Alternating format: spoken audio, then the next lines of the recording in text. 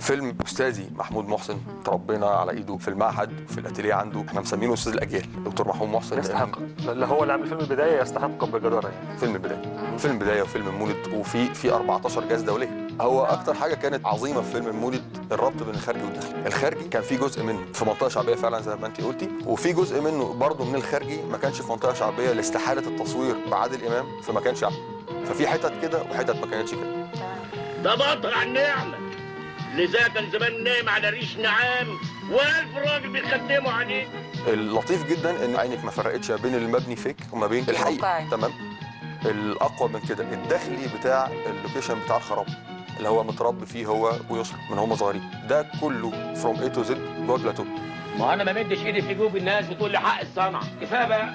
رايح فين يا هند؟ وبعدين انا زمان كنت صغير ما اعرفش، دلوقتي مش قادر. لو انت مش عايز تشوف وشي يابا انا مش هوريك وشي بعد كده. يا اخويا كلك لقم. دي في براعه من مدير تصوير كمان ان هو عرف يدخل لي مصدر الاضاءه الطبيعي الخارجي جوه محاكي تماما للخارجي، بشكل انت بتقطعي من خارجي كت على الداخلي على طول عينك ما تلحقش تفرق بين تلحقش. الاثنين. محفظه؟